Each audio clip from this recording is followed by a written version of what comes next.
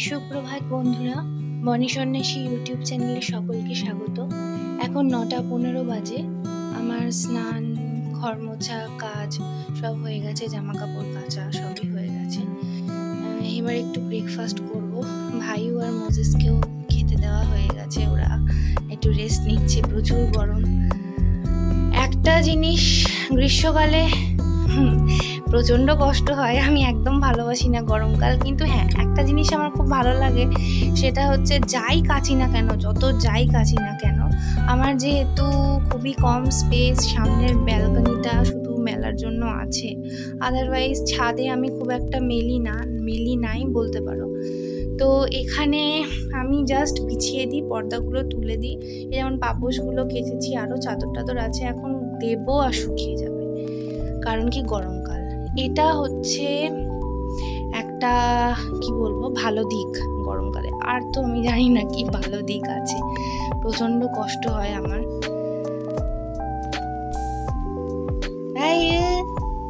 মাইজু high বলে দাও, high বলো, হাই বলে দাও ভাই আর মাইজু।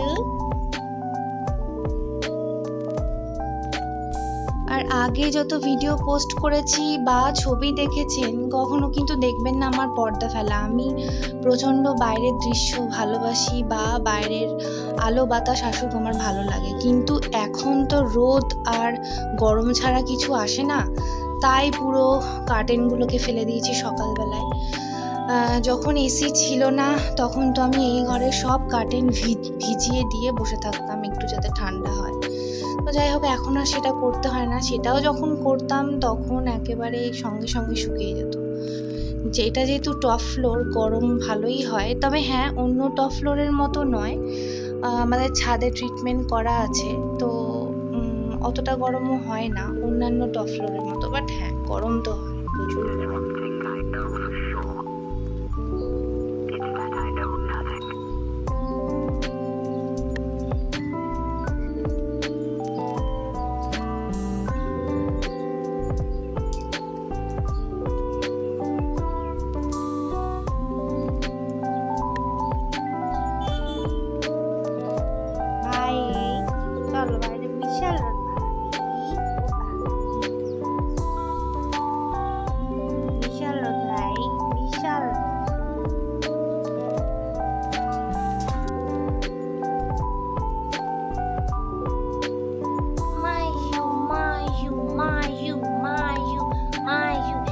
দেখছেন ও আমাকে কামড়ে দিচ্ছে, এগুলো কিন্তু ধরছে, ও একটুও নখ বার করছে না, কিন্তু একটুও নখ বার করছে না, কামড়ালো আসতেই করে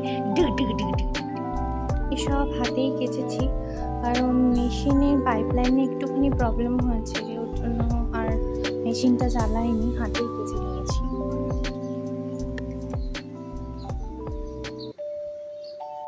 আজকে অনেকদিন ধরেই ভাবছিলাম যে গোল্ডেন পথসের এই কাটিংগুলো থেকে আমি একটু প্রোপ্যাগেট করব, তাই সেরকম কোনো পাত্র পাচ্ছিলাম না, পিয়ার্সের এই পুরনো বটলটাই ইউজ করছি।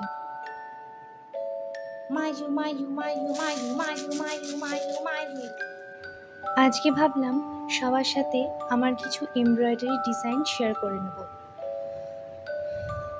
এই দুটো দেখো, এই দুটো হচ্ছে পিলো কাভার। এটা আমি করেছিলাম প্রায় 2 বছর আগে হয়ে গেল। বেশি ইউজ করি না, তোলাভাবেই ইউজ করি, কারণ বুঝতেই পারছো খুব যত্ন করে স্টিচ করেছিলাম। অন্ধকারে দেখতে পারবে কিনা জানি না, তাও চেষ্টা করছি। এই যে এটা একটা, এখানে দেখো অনেক রকমের স্টিচ আছে, ওভেন রো স্টিচ আছে, ফ্রেঞ্চ নট আছে, এখানে এটাকে হোপফুলি স্যাটিন স্টিচ বলে, তো এইগুলো দিয়ে আমি করেছিলাম। এটা একটা পুরনো পিলো কাভার ছিল, পাশে নেটের লেস বসিয়ে দিয়েছিল দিদা মেশিনে। আমি মেশিন চালাতে পারি না, তার জন্য ওই কাজটা আমার ছোটো দিদাই করে দিয়েছিল। আচ্ছা, এইটাও দেখো, এই প্যাটার্নটা একটা উইন্ডো, তার নিচে এরকম একটা ব্যালকনির মতো আছে, আর তার পাশে এরকম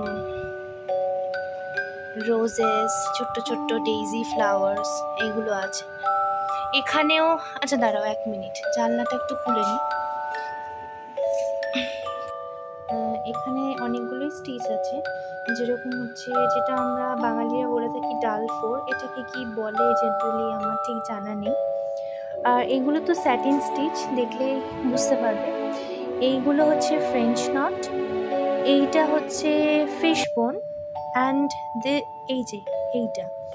এই রোজটা হচ্ছে বুলিয়ান নট রোজ। এটা হচ্ছে ওভেন রোজ। আমি কখনো পারলে এগুলো টিউটোরিয়ালগুলো দেওয়ার চেষ্টা করছি আমার চ্যানেলে, কিন্তু প্রবলেমটা কী হয়ে যায়, যেহেতু আমি একাই সব কিছু করি, মানে ভিডিও ধরুন বা ভিডিও করা, তারপরে সেগুলোকে এডিটিং করে আপলোড করা, পুরোটা আমাকে করতে হয়। সেহেতু এক হাতে ওরকমভাবে ফোন ধরে আমার ঠিক হয়ে উঠছে না। ট্রাইপড সেরকম ভালো আমার কাছে এই মুহূর্তে নেই বলে অবশ্যই আমি এগুলো করব। তো এটাই দেখতে পাচ্ছ যে একটা ব্যালকানি আছে, এখানে একটা ল্যাম্প আছে, স্ট্রিট ল্যাম্প। আমার তো এই ডিজাইনটা খুব ভালো লেগেছিলো। এখানেও দিদা লেস লাগিয়ে দিয়েছিল, আমি ডিজাইনটা বলে দিয়েছিলাম, দিদা এই লেসটা এখানে লাগিয়ে দিয়েছে।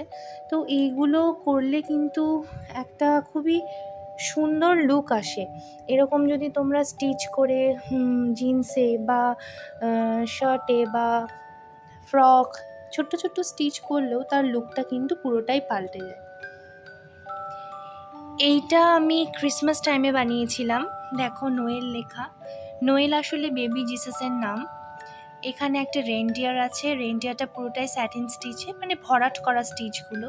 এখানে সেরকম ভ্যারিয়েশন কিছু নেই, হ্যাঁ আছে বলতে একই, ফ্রেঞ্চ নট আছে, ফিশ বোন আছে, আর এটাও বুলিয়ান নট রোজ, আর এটা হচ্ছে ওভেন রোজ।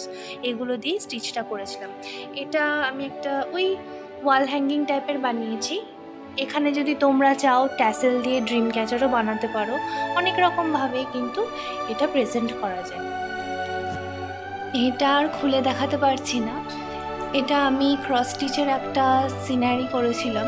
সিনারিটা আমি যেহেতু বরফ পছন্দ করি, স্নোফল পছন্দ করি, এটাও আমি এই সিনারিটা দেখলে আমার খুব আইসুদিং লাগে, মনে হয় আমি এরকম একটা জায়গায় পৌঁছে গেছি।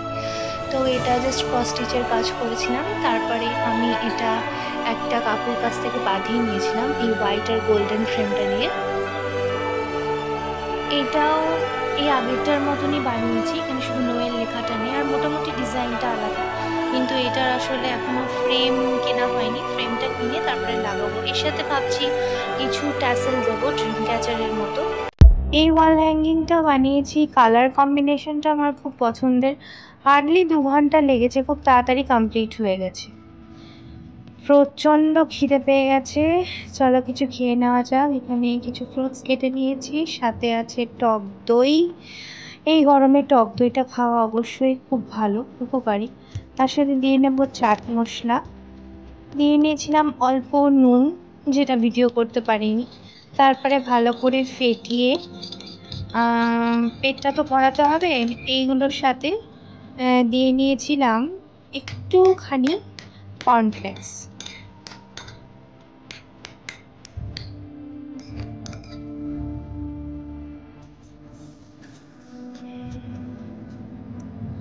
তো ব্রেকফাস্ট রেডি। এইগুলো খেতে খেতে একটু রেস্ট নিয়ে নিলাম।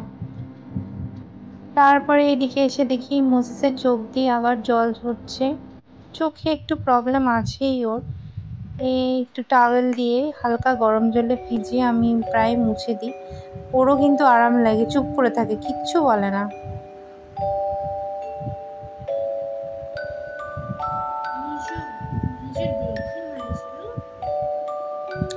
আই ড্রপ দিতাম আগে, এখন আই ড্রপটা দেওয়া হচ্ছে না, এখন বন্ধ আছে। আবার ভাবছি কোনো ডক্টরকে দেখিয়ে ভালো করে আই ড্রপটা দিয়ে দেবো। এখন আপাতত এই ঘরোয়া টোটকাটাই চলছে। ও দেখছি আরাম পাচ্ছে, আমিও এরমভাবেই চালাচ্ছি। দেখো চুপ করে শুয়ে আছে, কিচ্ছু কিন্তু বলছে না। আদারওয়াইজ ও ভেজা ন্যাকড়া দিয়ে গা মুছলে, টিস্যু দিয়ে গা মোছালেই কিন্তু রেগে যায়। চলে আসছি আবার এমব্রয়ডারিতে। এটাও দেখো আমি একটা গিফট পারপাসে বানিয়েছিলাম। এটা একটা মেয়েটার খোপাটা কিন্তু আমি বেশিরভাগটাই ফ্রেঞ্চ নট দিয়ে বানিয়েছি, ফ্রকটাও তাই। আর এটা ট্যাসেল আছে অনেকগুলো, উল দিয়ে যেগুলো করেছি এটাও একটা ড্রিম ক্যাচার টাইপের বানিয়েছিলাম। এই স্টিচগুলো সেম আছে। তো এরকম কিন্তু ভালোই লাগে বানালে, দেওয়ালে টাঙালে ভালো লাগে। একটা বড় ড্রিম ক্যাচার। এখানে দেখো মাশরুম, যেটা আমার খুবই প্রিয়, তার নিচে একটা কিউট ফ্রক, আর আরও অনেক কিছু সিন সিনারি আছে। এটা কিন্তু শেষ হতে অনেক টাইম লাগবে। আমি অন্য কোনো ভিডিওতে এটা ফাস্ট ফরওয়ার্ড করে দেখাবো, পারলে তোমাদের সাথে এই টিউটোরিয়ালটাও শেয়ার করব। সবাই সুস্থ থেকো, ভালো থেকো আর পাশে থেকো।